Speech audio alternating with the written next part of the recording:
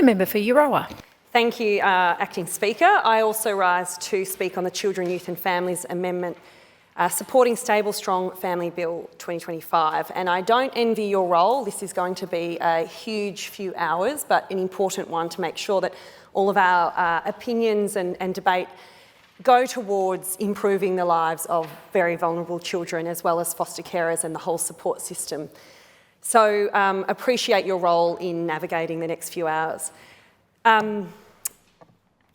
Acting Speaker, there is nothing a government does that is more important than protecting children who cannot protect themselves.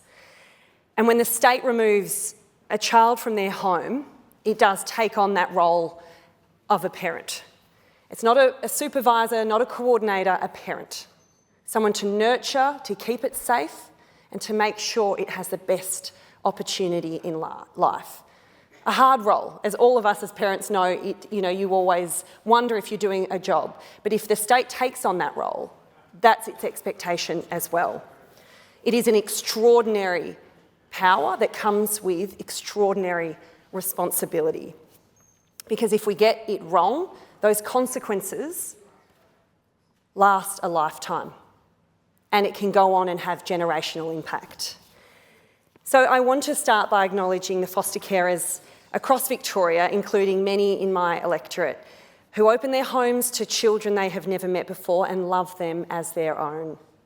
They attend school meetings, they manage trauma, and they sit through sleepless nights and difficult behaviours, and do it all while navigating a very complex system that often makes their job harder and not easier. And I want to take this moment to just thank Michelle in my electorate, Michelle from Murchison, who has fostered 15 children. A remarkable woman who reached out to me and said, I really need you to understand the cracks and the issues in the system, as she stepped away from being a foster carer after changing the lives of 15 children. She inspired my work with a Parliament intern, Sheridan Sanford, who did a report for me focusing on regional carers and the challenges that we have keeping out-of-home care strong in Victoria, and what went out to become a research that wanted to inform changes for regional foster parents actually was quite alarming in the neglect of our foster parents and the issues around payments and the cost that's incurred, and why we've seen such a rapid decline in foster carers in Victoria. Foster parents are the backbone of a system, and we must listen to them at every step of the way. But there too many are walking away, as we've heard. So this bill introduces the Supporting Stable and Strong Family Scheme. And on the surface, as we've heard, it sounds good. A whole-of-government approach. Tick. Shared responsibility across departments and plans to improve those outcomes. No one in this place is going to disagree with that ambition, but we need to make sure it is practical and it's effective and it's speaking to those that it's going to actually impact. Because ambition isn't reform. We heard that from the member for Warrandyte. Who are we speaking to make sure it's actually going to have a tangible impact on the lives that this legislation is going to impact?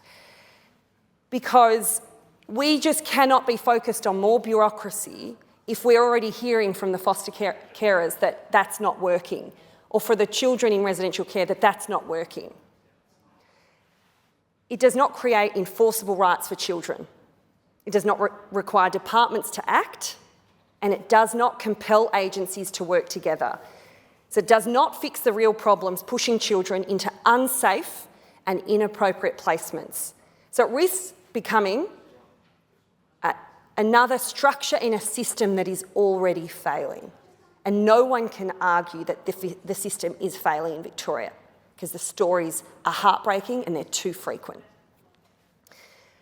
The biggest issue raised to me by carers and caseworkers and organisations is that the system is too fragmented. A child needs housing support, that is one department. Mental health support, another department. School support, another department. Family violence, another department. And everyone has a role, but in this legislation, no one is responsible. The bill says agencies should collaborate, but it does not require them to. So if a department fails to deliver what is promised, nothing happens. There is no recourse for the child, no avenue for the carer, and no consequence for a system that is failing our vulnerable children. That is the central weakness here, and that is something I think that the government must listen to, because we come with good faith that we want to protect our most vulnerable children. They do not need more plans. They do not need more bureaucracy. They need a system that is helping them and listening to them.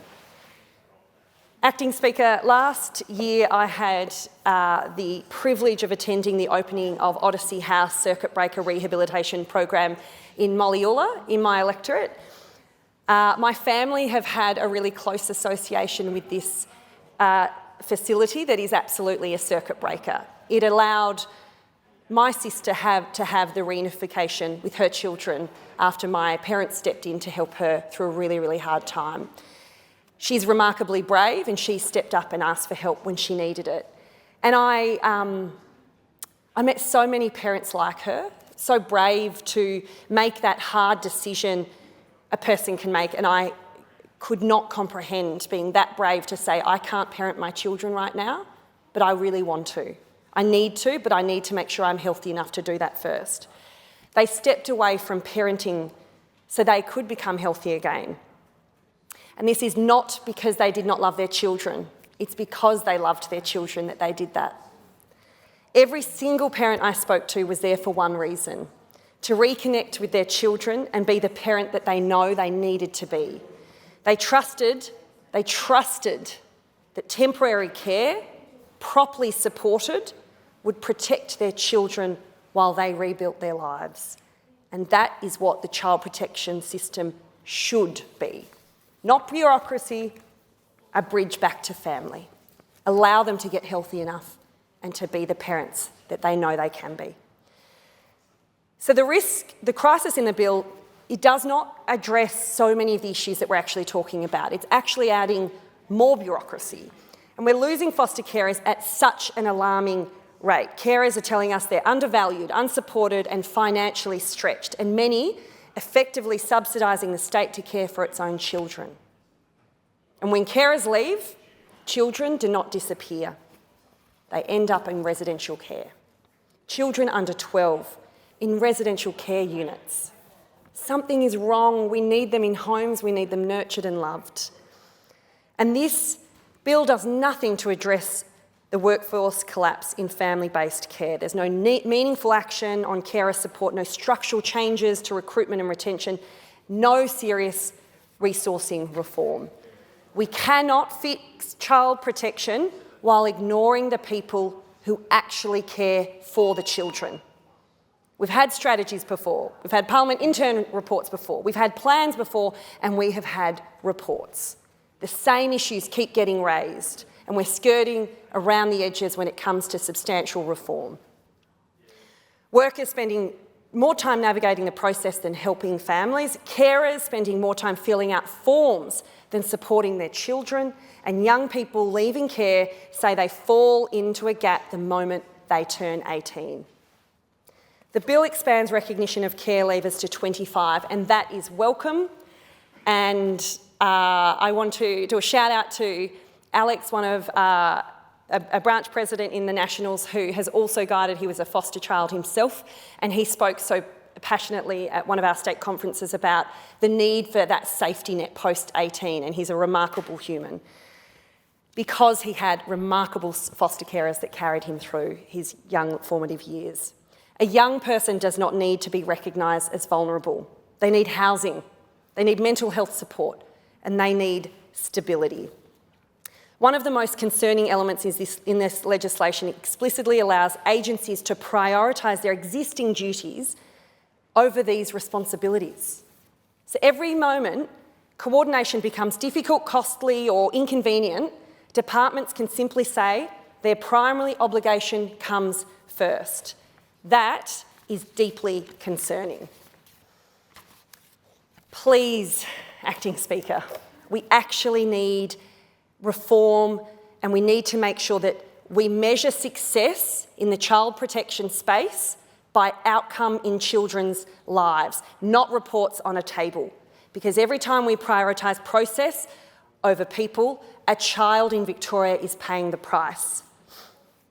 This legislation is a step, but it is not the reform the industry is crying Member out for for. Albert Park.